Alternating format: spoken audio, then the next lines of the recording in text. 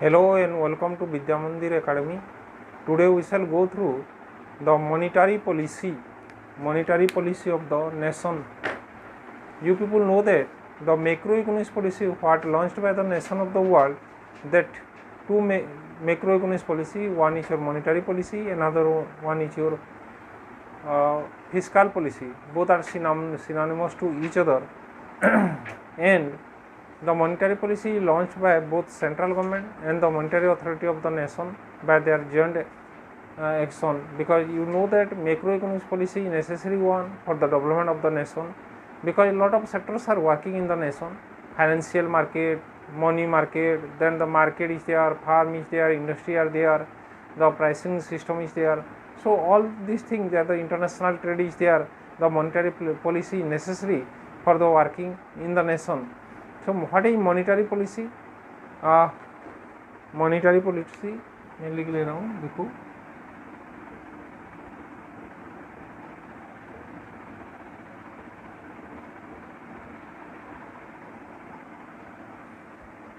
monetary policy is the macroeconomic policy launched by the central bank of the nation with the central government to achieve certain objectives of the expansionary money and the contractionary money supply. That's an important one to control the to save the nation from the different hazardous situation like inflation and deflation. जब मुद्रास्फीति होता है उस time में देश को कैसे बचाए, इसलिए हम सेंट्रल गवर्नमेंट और सेंट्रल बैंक मिलजुल के एक पॉलिसी लॉन्च करते हैं, उसको बोलते हैं monetary policy.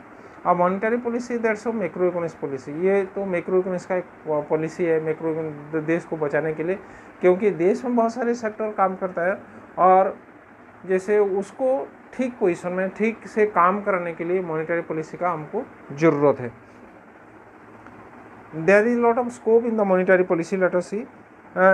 Monetary policy work by directly increasing the supply of the money and there the control of interest rate. तो ये दो स्टेज में काम कर सकता है. एक बोलते हैं डायरेक्टली इंक्रीज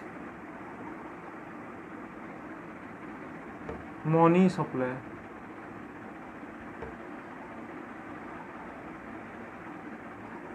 सेकेंड होता है control of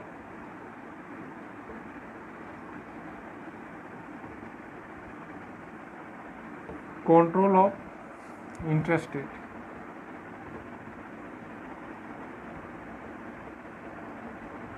Now scope of monetary policy that based on the these two things, that's this your direct measure and this your indirect measure. Indirectly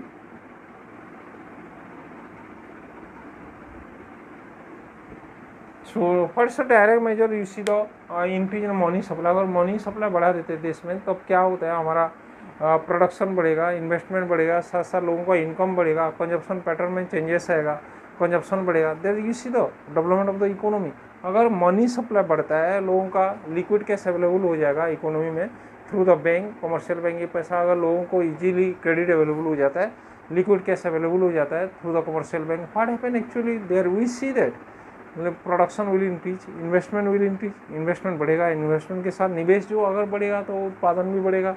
उत्पादन बढ़ने से क्या क्या लोगों का इनकम बढ़ेगा. इनकम बढ़ने से ऑब्वियसली मनी सर्कुलेशन, जितना स्पीड मनी सर्कुलेशन बढ़ेगा उतना देश का डेवलपमेंट होता है.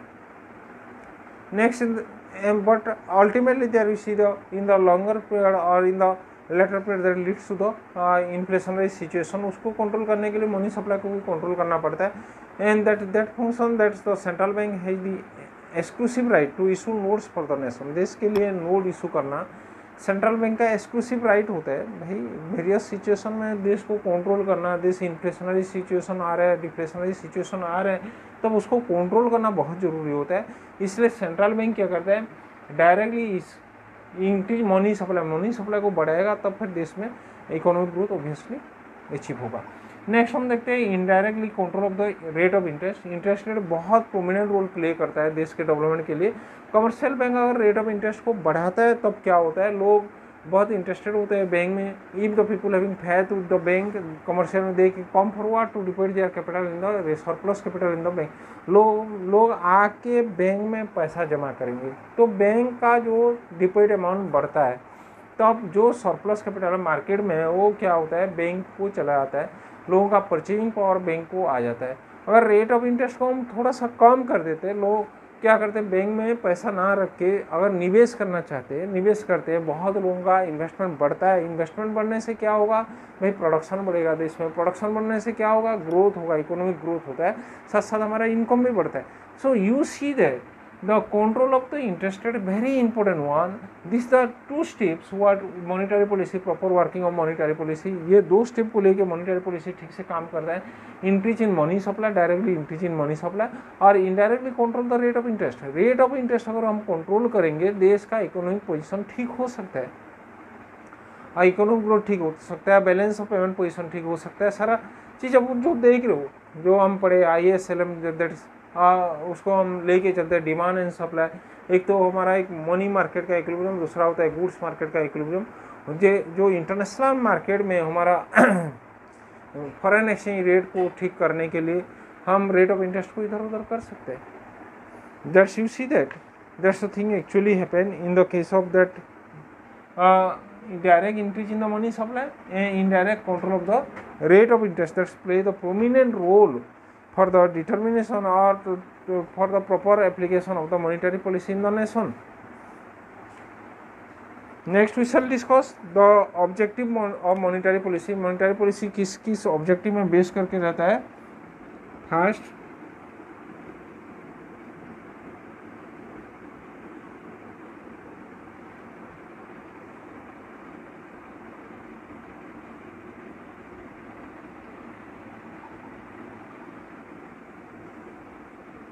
neutrality of money,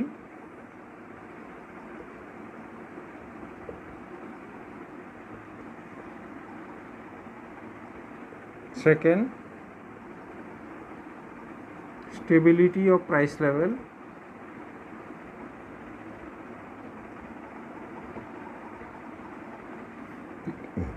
third, attainment of full employment,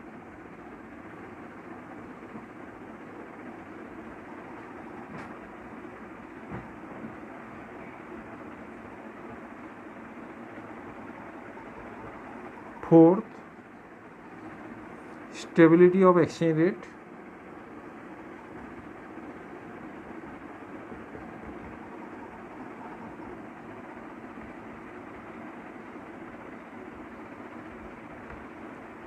fifth, economic growth।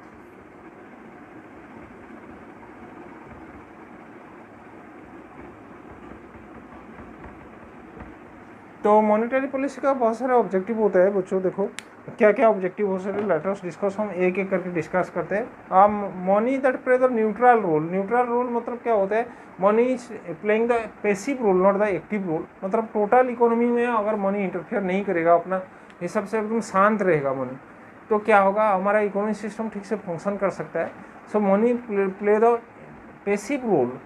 जो क्रेडिट सिस्टम है, जो हमारा क्रेडिट सिस्टम है, और हमारा जो अदर सर्कुलेशन ऑफ मनी, अगर money active role, prominent role play नहीं करता है, तो इकोनॉमिक प्राइस स्ट्रक्चर ठीक से फंक्शन करता है। देन इकोनॉमी में एक्सचेंज सिस्टम ठीक से फंक्शन करता है। देन द इंटरेस्ट रेट ठीक से फंक्शन करता है। मतलब there is no fluctuation in the money. Money का वैल्यू अगर चेंज नहीं होता है, डेप्रिशिएट नहीं करता है, एप्रिशिएट नहीं होता है, और मनी एकदम साइलेंट रहता है, तब money play the passive role और not the active role. There is the proper functioning of economic policy. Economic policy ठीक से काम करता है, मॉनिटरी पॉलिसी ठीक से काम करता है। मनी अगर जैसे शांत रहता है, पहले जैसे बार्टर सिस्टम में मनी का कोई ज़रूरत नहीं था, पहले उस टाइम कोई ज़रूरत नहीं था, हम गुड्स फॉर गुड्स एक्सचेंज करते थे। इस टाइम यहाँ भी वो चीज़ हम देख रहे हैं। देखो money play the neutral role.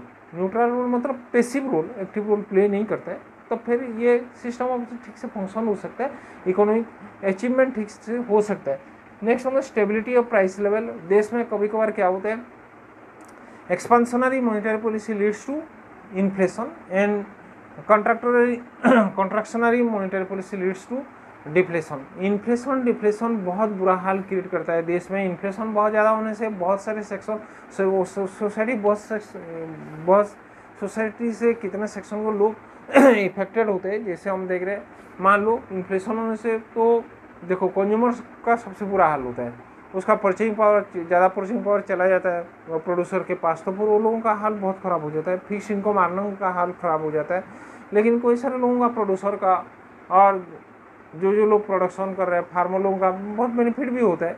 तो ये जो एक टाइप का इम्बेलेंस क्रिएट हो जाता है सोसाइटी में, इम्बेलेंस जो क्रिएट हो जाता है उसको हम बैलेंस करना चाहिए। कैसे balance? How can you bring the balance? By only the one policy, that's a monetary policy. देश में अगर मॉनिटरी पॉलिसी लगाते हैं तो ये इन्फ्लेशन डिफ्लेशन में, इन्फ्लेशन का अब प्राइस कंट्रोल हो जाता है। तो inflation expansionary monetary policy, that's very important one. तो इसको अगर हम कंट्रोल करना है, प्राइस स्टेबिलिटी लाना है, तो फिर उसको थोड़ा सा कंट्रोल करना पड़ेगा। फिर contractionary monetary policy during the period of inflation and expansionary monetary policy during the period of deflation. Deflation में क्या होता है, प्राइस लेवल कम हो जाता है। प्राइस लेवल कम होने से प्रोड्यूसर सेक्शन के लोग जो रहते हैं वो लोग क्या करते हैं, थोड़ा सा हैरेस हो जाते हैं। हैरेस होने से, और देखते हैं बहुत सारे लोग जैसे जॉब में क्या सैलरी का इंक्रीमेंट नहीं होने से क्या होता है, वो लोग हैरेस होते हैं, ठीक से काम नहीं कर पाते काम कर नहीं पाते, इसलिए बहुत सारे लोग इफेक्टेड होता है डिफ्लेशन पीरियड में। Just the reverse effect of inflation. तो इन्फ्लेशन डिफ्लेशन को दोनों हम कंट्रोल करना बहुत जरूरी होता है। तो मॉनिटरी पॉलिसी एक होता है expansionary monetary policy, contractionary monetary policy, ये प्रॉब्लम को सॉर्ट आउट करता है। Next, attainment of full employment. Full employment में क्या होता है? Full employment proper utilisation of resources. ये तो 100% कहीं भी कोई भी इकोनॉमी में पॉसिबल नहीं। तो हम जो हमारा एग्जिस्टिंग रिसोर्सेस, ह्यूमन रिसोर्सेस हो या नॉन ह्यूमन रिसोर्सेस है, उसका प्रॉपर यूटिलाइजेशन करना बहुत ज़रूरी है। तो मॉनिटरी पॉलिसी जो मार्केट में हमको उसका जो एक बेस चाहिए, इन्वेस्टमेंट चाहिए, वो इन्वेस्टमेंट कहाँ से आएगा? Through the commercial bank what we are getting and we are raising money from the market. तो ये जो expansionary monetary policy full employment achieve कर सकता है, बट फुल एम्प्लॉयमेंट अचीव होने के बाद भी तो इन्फ्लेशन हो सकता है। तो इसलिए हम क्या करते हैं, फुल एम्प्लॉयमेंट जो अचीवमेंट होता है through the monetary policy control करता है इसको to achieve the full employment, proper utilisation of resources, because lot of sectors are working in the nation. देश में बहुत सारे, जैसे आप मनी मार्केट काम कर रहा है, आप मार्केट काम कर रहे हैं, फाइनेंशियल सेक्टर काम कर रहा है, एक्सपोर्ट इम्पोर्ट हो रहा है। इसको हम ठीक से काम कराने के लिए, ठीक से अचीव कराने, ठीक से ऑब्जेक्टिव लाने के लिए, फुल एम्प्लॉयमेंट सिस्टम ब्रिंग करने के लिए, लाने के लिए हम मॉनिटरी पॉलिसी को ठीक से काम करना चाहिए। Next, stability of the exchange rate. Exchange rate क्या होता है? The rate at which the domestic currency are exchange in term of the foreign currency, ये होता है हमारा एक्सचेंज रेट।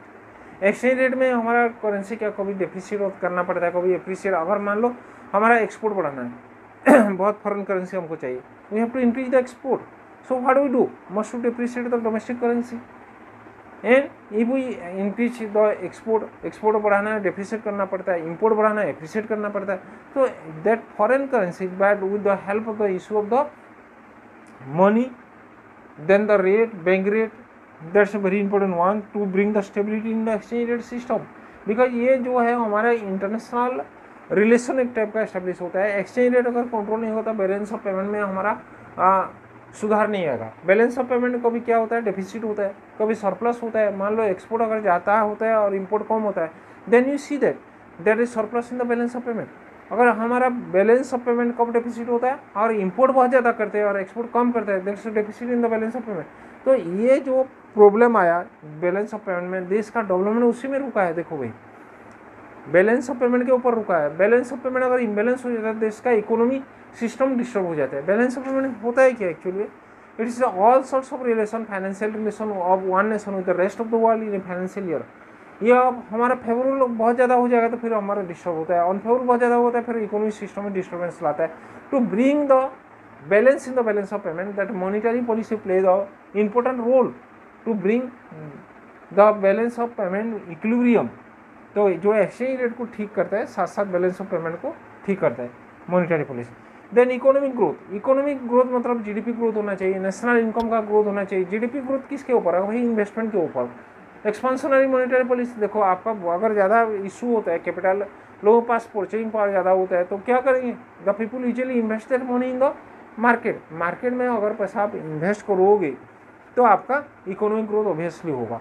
इकोनॉमिक ग्रोथ देखो देश में फॉरेन करेंसी डिपोजिशन बढ़ेगा, साथ साथ हमारा एक्सपोर्ट बढ़ेगा, देश का डोमेस्टिक प्रोडक्शन बढ़ेगा, that's expansionary monetary policy that bring the economic growth. So after all you see the objective of monetary policy आप लोग देख रहे हैं, neutrality of money, money play the passive role, then stability of price level, not inflation not deflation, only the stability in the pricing system, full employment, proper utilization of resources what we have, then stability of exchange rate, exchange rate का stability कैसे आएगा ना, हमारा उसको हम क्या करेंगे, export ना ज़्यादा होगा ना इंपोर्ट ज़्यादा होगा, तो उसमें अगर बैलेंस ऑफ पेमेंट में हम न्यूट्रलिटी लाते हैं तो बैलेंस लाते हैं तो फिर ये ऑटोमेटिक सॉल्व हो जाता है।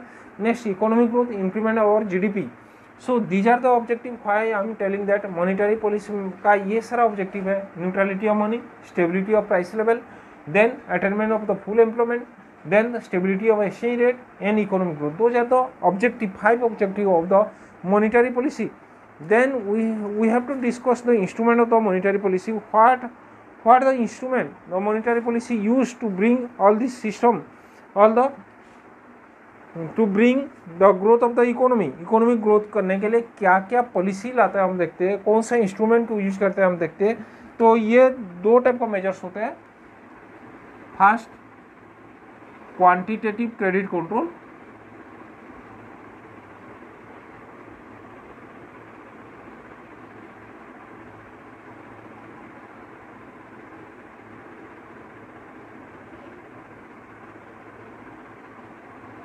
quantitative credit control and qualitative credit control. First one, quantitative credit control.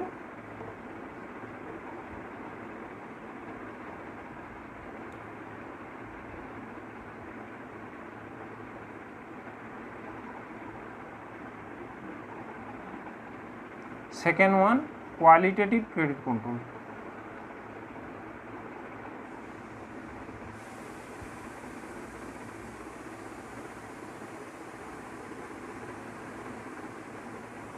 तो क्वांटिटेटिव क्रेडिट कंट्रोल क्या होता है, actually the amount what the central bank control, that's quantitative credit control. सबसे पहले आ रहा है बैंक रेट, इसका फर्स्ट पॉइंट आ रहा है बैंक रेट।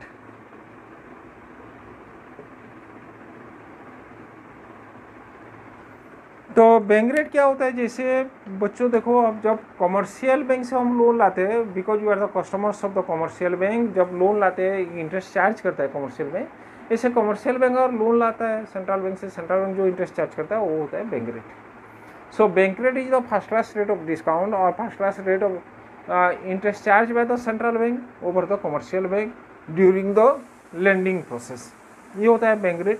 तो देश में 2 सिचुएशन तो हम बराबर देख रहे हैं, इन्फ्लेशन, दूसरा डिप्रेशन।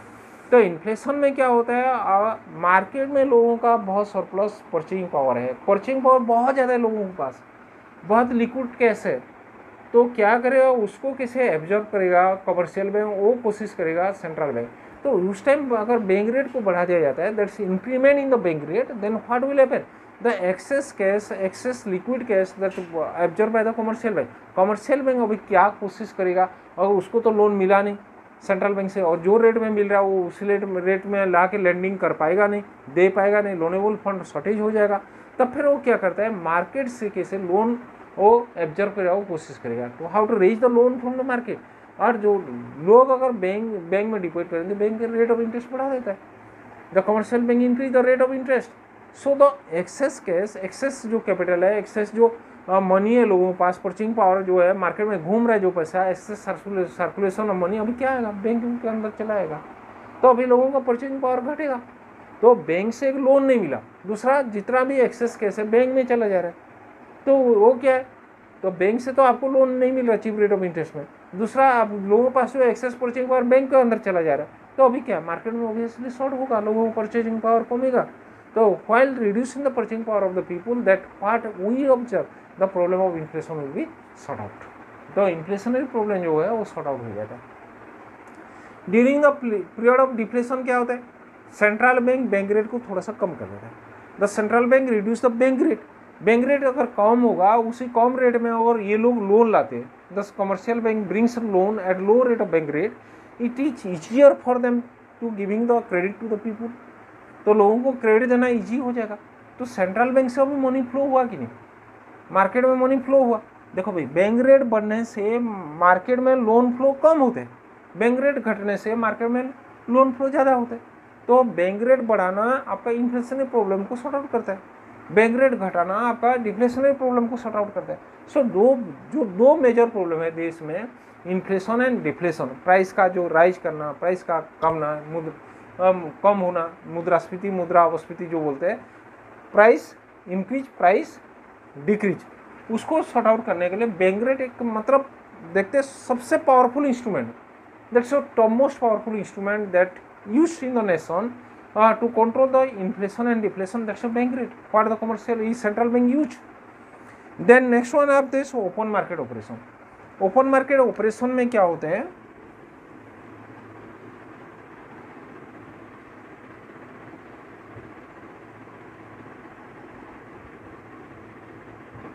तो खुला बाजार में बॉन्ड, शेयर, सिक्योरिटी बेचना ही होता है open market operation. During the period of inflation, if the central bank realize that's an inflationary tendencies are there in the nation, what it does, it sell the share, security, bonds to the people in the open market. Open market में share, security, bond बेचेगा, तब क्या करेंगे, लोगों के पास जितना liquid cash है bank के पास वापस, that solve the problem of inflation. But deflationary tendency अगर ऑब्जर्व करता है, क्या करता है ये, वो खरीदता है, अभी जैसे बेचना शुरू किया था अभी उसका खरीदना शुरू करेगा। The central bank purchase the bond, security, share, that's लोग डिस्पोज करेंगे उसको। When the people dispose that again the liquid cash come to them. अगर लोगों के पास लिक्विड कैश आ जाता है तो फिर इन्फ्लेशन डिफ्लेशन दोनों प्रॉब्लम सॉर्ट आउट। ये दोनों बहुत बड़ा आपका ये होता है, मेजर्स होता है,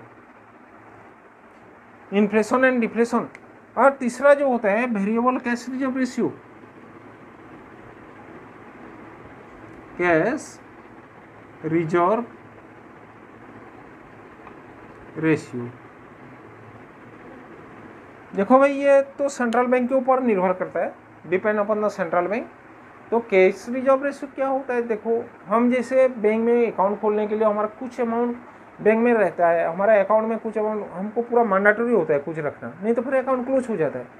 like that you see in daily transaction of the money by the commercial bank in the economy, what the rest amount are there at the end of the transaction, the central bank take a fixed amount or the commercial bank is to deposit that fixed amount in the central bank, that's a cash reserve ratio.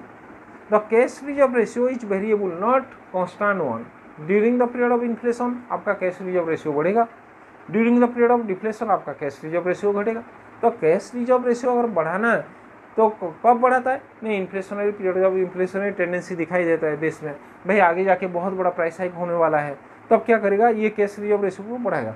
बढ़ाने से क्या होता है, अभी ज़्यादा liquid cash commercial bank का कहाँ आ जाएगा, नहीं सेंट्रल बैंक में वापस आ जाएगा। तो प्रॉब्लम क्या होता है, नहीं कमर्शियल बैंक के पास लोन देने के लिए लोनेबल फंड कम क्रिएट होता है, तब बड़ा मुश्किल से लोन मिलता है।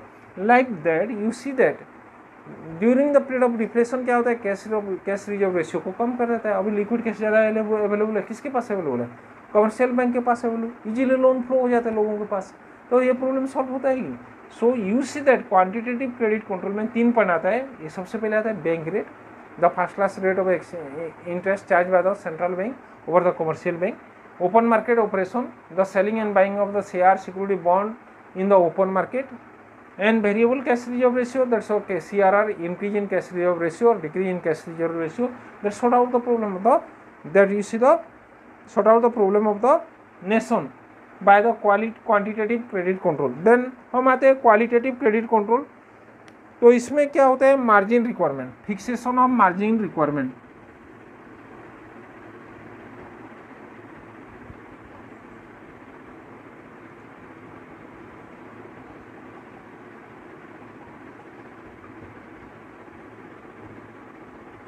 फिक्सेशन ऑफ मार्जिन रिक्वायरमेंट में क्या होता है, एक्चुअली में हम देखते हैं market value of the loan, market value of the security and market value of the loan. तो जो सिक्योरिटी वैल्यू और लोन वैल्यू दोनों में डिफरेंस हम ले देते हैं। सिक्योरिटी वैल्यू क्या होता है और लोन वैल्यू क्या होता है। मान लो हमको लोन चाहिए कमर्शियल बैंक से, मान लो 5 लाख रुपया का लोन चाहिए, अगर सिक्योरिटी ले रहा है 6 लाख का, तो फिर मुश्किल से लोन मिल रहा है हमको, So you see that that's a requirement.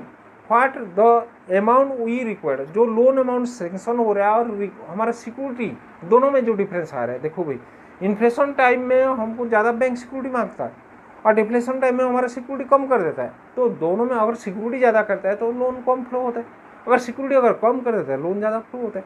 So very that is fixation of margin requirement, that's a very important one. तो ये इन्फ्लेशन कंट्रोल और डिफ्लेशन को कंट्रोल करने के लिए ये प्रॉब्लम सॉर्ट आउट करता है। So margin requirement that's play very important one, fixation of margin requirement very very important thing.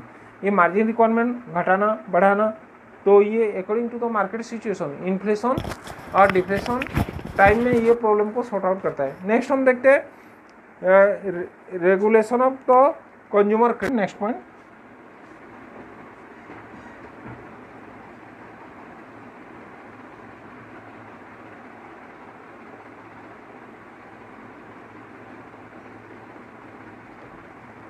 इसमें क्या होता है आजकल तो बहुत सारी चीज़ें हम इंस्टॉलमेंट ले रहे हैं, एक ही साथ सारा पेमेंट नहीं कर रहे हैं, कैश पेमेंट नहीं कर रहे हैं। So whatever you have to make the sum amount of cash payment and down payment and rest amount are we have to paid through the bank by instalment. ये अगर bank अगर agree हो जाता है आपको credit में सारा product मिलेगा, तो क्या होता है आपका परचेजिंग, देखो भाई जो क्रेडिट में प्रोडक्ट मिलने से क्या होता है लोग come forward, the people come forward to purchase lot of goods from the market. देखो मनी सर्कुलेशन बढ़ा। अगर क्रेडिट में बैंक मना कर देता है भाई नहीं भाई मैं इतना क्रेडिट नहीं दे सकता, आपको बहुत ज़्यादा कैश जमा करना पड़ेगा। इन्फ्लेशन के टाइम में क्या करता है बैंक, ये करता है नहीं भाई आपको नहीं 10,000 का प्रोडक्ट नहीं, आपको 6,000 7,000 डिपोजिट करो, बाकी 3,000 मैं क्रेडिट में दे सकता हूँ। तो ये क्या होता है according to the situation, inflation में आपका क्रेडिट कम मिलता है, ज़्यादा कैश देना पड़ता है। डिफ्लेशन में आपका क्रेडिट थोड़ा सा ज़्यादा मिलता है, आप कम कैश देना पड़ता है। तो ये जो इन्फ्लेशनरी डिफ्लेशनरी सिचुएशन है उसको सॉर्ट आउट करने के लिए ये कहते हैं मार्जिन रिक्वायरमेंट का, इस requirement of the consumer credit का जो बात कर रहे हैं हम, कंज्यूमर क्रेडिट दैट वेरीज। बाकी जो इंस्टॉलमेंट में हमको मिलता है, इंस्टॉलमेंट जो होता है the what the instalment we are paying, ये देखो भाई लॉन्ग पीरियड का इंस्टॉलमेंट हो सकता है, शॉर्ट पीरियड का, कम अमाउंट ज़्यादा amount according to the situation of the market. Market में हमको इंस्टॉलमेंट ज़्यादा देना पड़ता है और इसे इन्फ्लेशन पीरियड में कैश ज़्यादा देना पड़ता है और बैंक लोन कम सेंक्शन होता है। डिफ्लेशन में क्या होता है हमारा कैश कम देना पड़ता है, ज़्यादा बैंक लोन सेंक्शन करता है। That's your regulation of the consumer credit. And last one, rationing of the credit. Rationing of credit,